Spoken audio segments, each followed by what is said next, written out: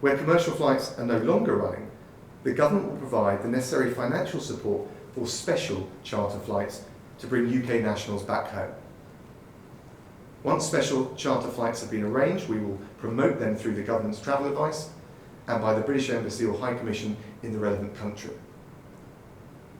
British travellers who want a seat on those flights will book and pay directly through a dedicated travel management company. We've designated £75 million to support those flights and the airlines in order to keep the costs down and affordable for those seeking to return to the UK. And in arranging these flights, our priority will be the most vulnerable, including the elderly or those with particularly pressing medical needs, and also looking in particular at countries where we've got large numbers of UK tourists struggling to get home.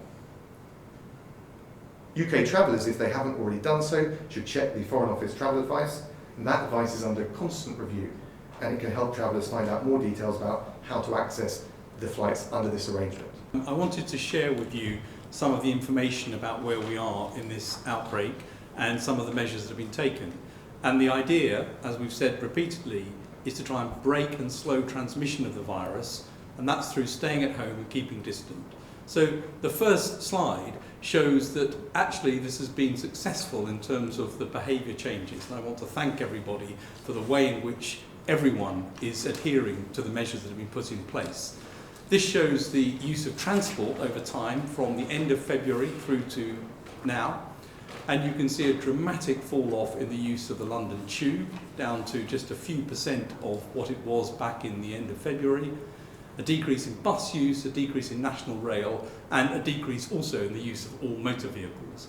So the measures are in place, they are making a difference, they are decreasing the contact, which is so important to spread the disease. And we're doing a good job at cutting that down. Look, I've got huge admiration for the incredible job all of our emergency services are doing, including the police. Obviously, we need some common sense in the way in the way that is approached. On the other hand, let's also bear in mind the number one thing, the number one message which the police are rightly trying to convey, in my view, is that people need to follow the guidance, not just to the letter, but also to the spirit. That is the way we tackle this challenge and get through it quicker and as quickly as possible. So I fully support the police in what they're trying to achieve. We are operating on multiple fronts to increase the testing. That includes purchasing more tests. It also means the progress we've been making bringing former NHS staff back into the workforce. We want to scale that up as swiftly as possible, but it's got to be reliable. I think it was the Chief Medical Officer that said one thing worse than no test is a bad test, so we've got to do this in a safe way. As of this morning, over 900 NHS frontline staff have been tested as part of our new testing scheme, and we'll be rapidly expanding that.